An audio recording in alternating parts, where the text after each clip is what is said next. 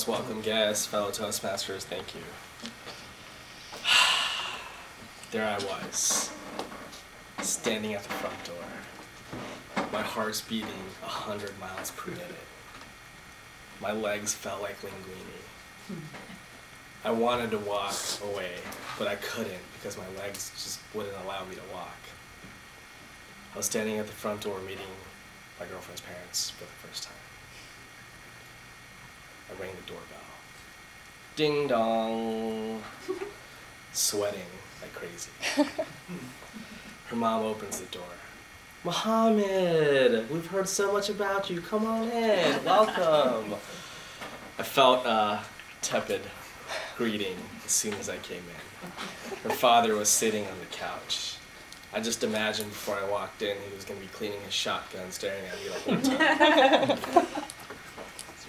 I walk in, sit down on the couch. I can feel her dad burning a hole through the back of my head with his eyes, just staring at me for a few minutes. Finally, he comes over. Pleasure to meet you, Mr. Kamal. I said, hello, nice to meet you also. Thank you for inviting me over. So, when you meet your significant other's parents, it's never going to be an easy time. You're going to be nervous. You're going to think about what they say a lot. Are they going to judge me? Are they going to think about what I say a lot? So you want to make a good first impression, because sometimes in life, you don't get a second chance to make a good first impression. So while I was sitting there, I was reviewing a few ways that I can make a really good impression. One of the first ways is I brought a gift for the mother and father. Nothing too expensive, but just to show a good gesture of inviting me over to their home. The mom, I got her a nice bouquet of flowers. The dad, I know he likes John Grisham novels, so I got him a couple of John Grisham books. So there I sat down, talking to the parents. Then I was thinking about tip number 2 that I can do. And it's simply don't talk too much.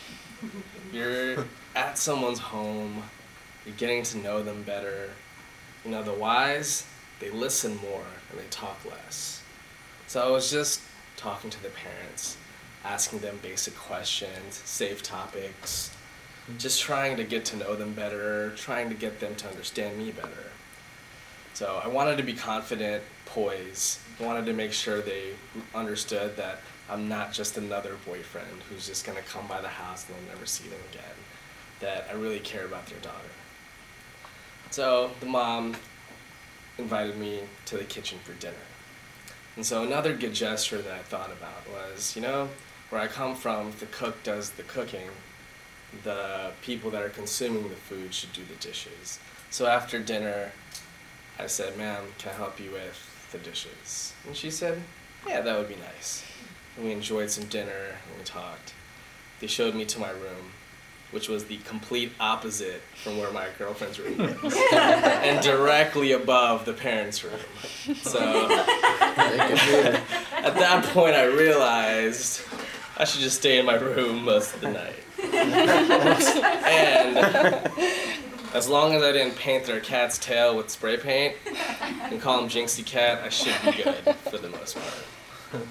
So the next morning I got up, we enjoyed the day. They told me a little bit about their background, gave me a tour of their house and their neighborhood. And then the weekend quickly came to an end. Before I left, I wrote them a thank you note. And that was my third gesture of a good impression. I just told them that, hey, I really appreciate your gratitude, your hospitality, and thank you for inviting me to your home. And towards the end, I wrote a little excerpt about how I feel about their daughter, how I care about her a lot, and how much she means to me. And so from that, I think that they understood that I had good intentions and I'm a respectable gentleman. And so there I was, about to leave, and then I sat in the car, and it was the most relaxing moment of the entire weekend as I'm heading to the airport. And then I realized, you know, it's always going to be awkward when you meet your significant other's parents for the first time.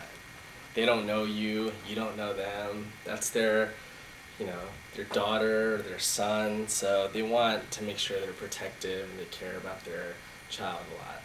And so as long as you're respectful, you're courteous, you have good manners, you have good intentions, then you should be good no matter what you do. Thanks.